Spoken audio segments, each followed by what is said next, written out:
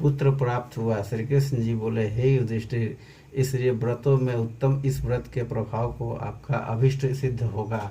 हे राजन, जो कोई समस्त सिद्धि को देने वाले इस व्रत को करता है, उसका गया हुआ राज्य, मित्र, पुत्र तथा पौत्र आदि समस्त सुख पुनः प्राप्त होता है। मांधाता ने कहा, इंद्र की गिरी पर तप के लिए अर्जुन के चले जाने के बाद द्रौपदी खिन्न हो चिंता करने लगी कि अहो, अर्जुन ने कठिन कर्म प्रारंभ किया है, इस कार्य में विघ्न डालने वाले शत्रु बहुत हैं। ऐसी चिंता कर द्रौपदी श्री कृष्ण से विघ्न को हटाने का उपाय पूछी। द्रौपदी ने कहा, हे जगत के नाथ, आप मुझे ऐसा व्रत बतलावें जिसके करने से सभी विघ्न नष्ट हो जाएं। श्री कृष्ण जी ने कहा, हे महाभागे पार्वती जी ने शंकर जी से इस प्रकार पूछा था। तब शंकर जी ने पार्वती जी से कहा था उससे, हे वरारोहे, उस करक चतुर्थी नामक व्रत को मैं कहता हूँ, सुनो, जो सब प्रकार के विघ्नों को हरण करने वाला है। पार्वती जी ने कहा, हे भगवान, वह करक चतुर्थी किस प्रकार का व्रत है तथा उसका विधान क्या है और पहले किसने किया है?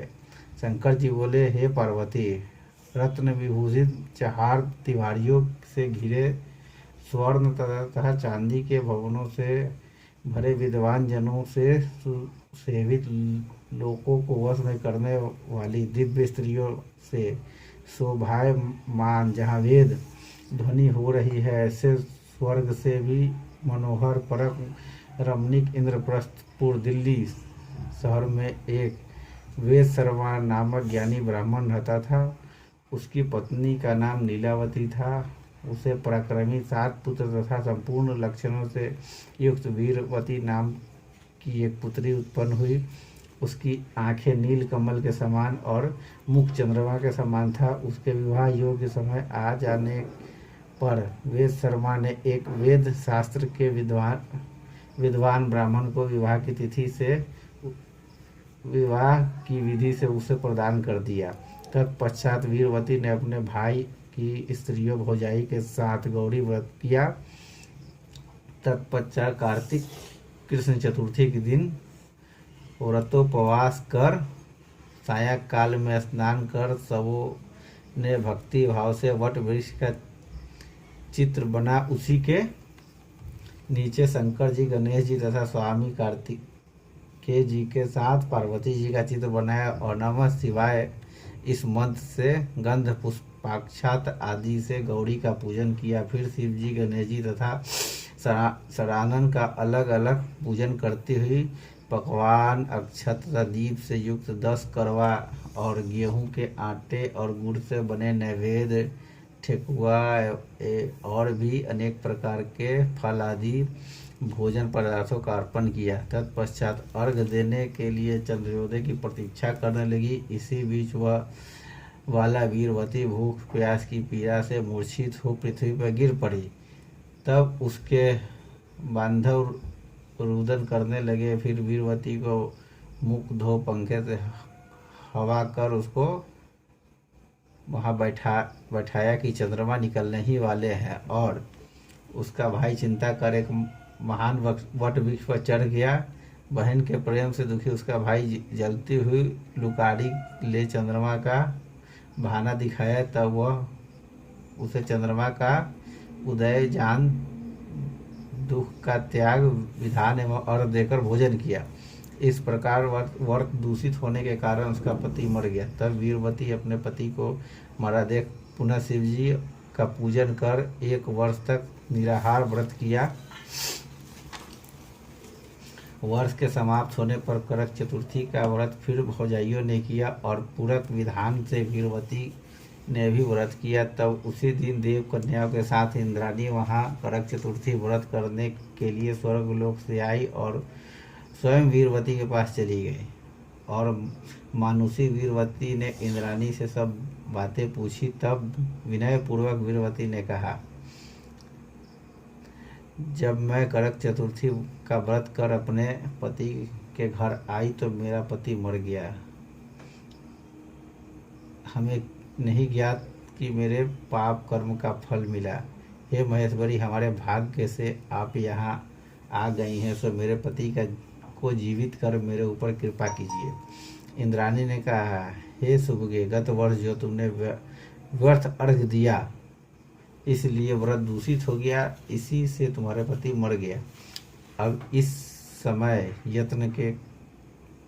यत्न से इस करक चतुर्थी को व्रत को करो। इसके पश्चात इस व्रत के प्रभाव से मैं तुम्हारे पति को जीवित कर दूंगा। श्री कृष्ण जी कहा, हे द्रौपदी, इंद्राणी के वचन सुन वीरवती ने विधान पूर्वक करक चतुर्थी का व्रत किया। इस प्रकार उसके व्रत को करने से इंद्राणी ने प्रसन्न होकर जल द्वारा अभिसिंचन कर उसके पति को जीवन कर दिया। वह देवता के समान हो गया। उसके बाद वीरवती अपने पति के साथ घर आकर आनंद करने लगी। वीरवती के लिए व्रत के प्रताप से उसका पति धन धान्य पुत्र तथा आयु को प्राप्त किया। इसलिए इस व्रत को तुम सभी यत्नपूर्वक करो। सूत जी ने कहा, हे ऋषियों, इस प्रकार कृष्ण के वचन सुनकर द्रौपदी ने इस व्रत को किया, जिसके प्रभाव से संग्राम में कौरवों को जीतकर पांडवों ने अतुलनीय राज्य को प्राप्त किया, जिससे उसका दुख दूर हो गया। जो सौभाग्यवती स्त्रियां इस करक चतुर्थी का व्रत कर सायंकाल प्रोत्तर विधान से पूजन करेंगे, वह पुत्र धन तथा अतुल यश को पावेंगी। इस इस मंत्र को पढ़कर दूध अथवा जल से पूर्ण कलश में पंचरत्न डालकर ब्राह्मण को दे दें और कहें कि हे गणेश जी, इस करक यानी कड़वा दान से मेरे पति काल तक जीवित रहे, मेरा सौभाग्य सदा बना रहे। सुहागिन स्त्रियों को भी दे और उनसे करावें। इस प्रकार के व्रत को सौभाग्य की इच्छा वाली जो स्त्री करेंगी वह सौभाग्य पुत्र तथा अचल लक्ष्य को पाएंगी। जय गणेश जय गणेश जय गणेश देवा, माता जाकी पार्वती पिता महादेवा।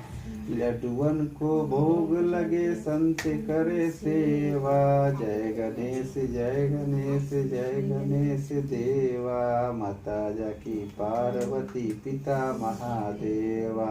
एक दंत दया दंत चार भुजाधारी, मस्तक सिंदूर सोहे मूस की सवारी। अंधन को आँख देत कोढ़िन को काया, बांझन को पुत्र देत निर्वन को माया। जय गणेश जय गणेश जय गणेश देवा, माता जाकी पार्वती पिता महादेवा।